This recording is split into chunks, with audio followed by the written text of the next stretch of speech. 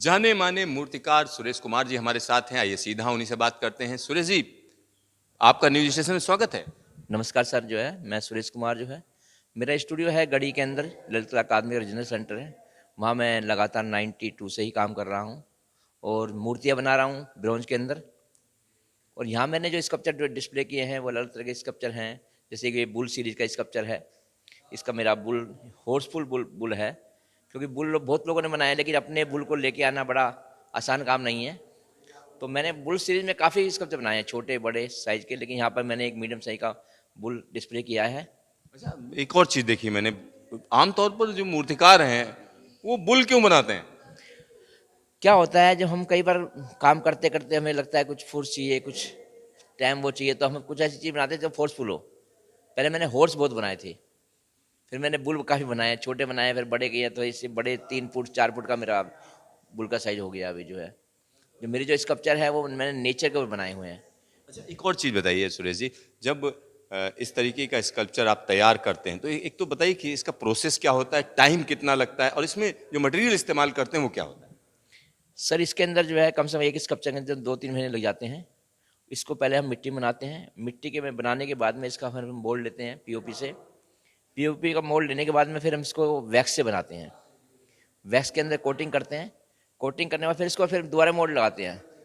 Mould बनाने के बाद फिर इसको हम जो है एक जो है अपना जो चूरा होता है इसका जो है ईंटों का, वो और प्लास्टर ऑफ पेरिस पीओपी जो है, या ग्रोक का बना सकते हैं, उसको मिला के फिर हम मोल्ड बनाते हैं।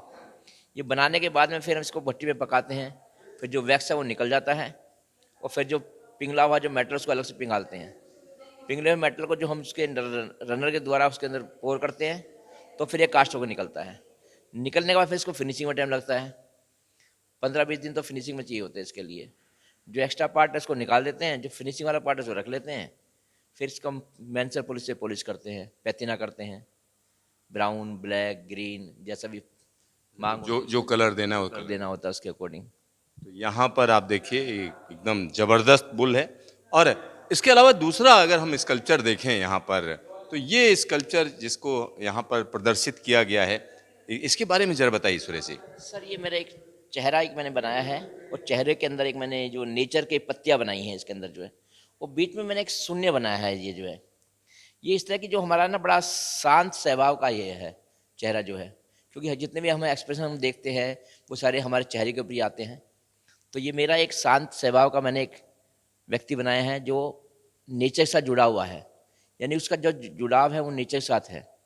तो इसके अंदर जो है दो ही चीज़ दिखाई, एक्सप्रेशन चेहरे के, और शून्य, यानी शून्य मतलब तत्परता, अपने अंदर मतलब पहचान। और ये नेचर के साथ उसको जोड़ा है सर जो है इसके अंदर।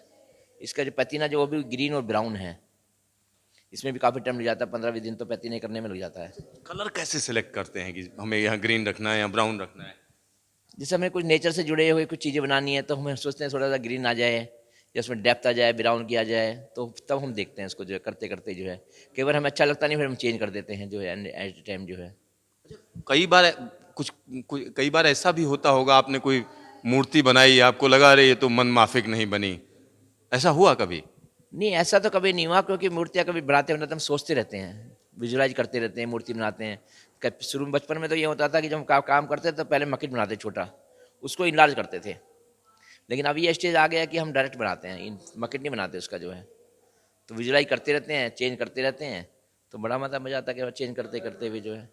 इसमें जो आप मीडियम इस्तेमाल करते हैं वो ब्रॉन्ज ज्यादातर इस्तेमाल जी जी करते जी हैं, हाँ। इसके अलावा पत्थर का इस्तेमाल? नहीं, मैंने पहले तो शुरुआत जो पत्थर से ही की थी, क्योंकि पत्थर में क्या होता है, रिजल्ट में बिल्कुल सामने होता है जो हम काम कर रहे होते हैं। लेकिन इसमें क्या है कि इस रिजल्ट सामने होता ही नहीं है। भट्टी में जाने के बाद क्या खराब भी हो सकता है, क्रैक भी आ जाएंगे इसके अंदर, वेल्डिंग भी आ जाती है कई बार जो है। लेकिन पत्थर में काम करने से क्या होता है, रिजल्ट जो हम बिल्कुल सामने ही होता है। काम करते जाओ और विजुअलाइज करते जाओ जो है। तो पत्थर के मैंने बड़े बड़े स्कल्पचर बनाए हैं। जैसे एक मेरा स्कल्पचर राष्ट्रपति भवन का जो 29 नंबर गेट है उसके सामने लगा हुआ है, वुमेन एम्पावरमेंट के ऊपर। ऐसे ही रोहतक यूनिवर्सिटी में मेरा स्कल्पचर लगा हुआ है, बिग साइज का स्कल्पचर। चंडीगढ़ में डिस्प्ले हो रखे हैं, उदयपुर में मेरे स्कल्पचर हो रखे हैं। तो सारे ये 8-8 फुट के ही हैं, और सारे ब्लैक मार्बल में है, कुछ वाइट मार्बल में है, कोई पिंक मार्बल में है, सारे स्टोन में ही हैं सारे स्कल्पचर।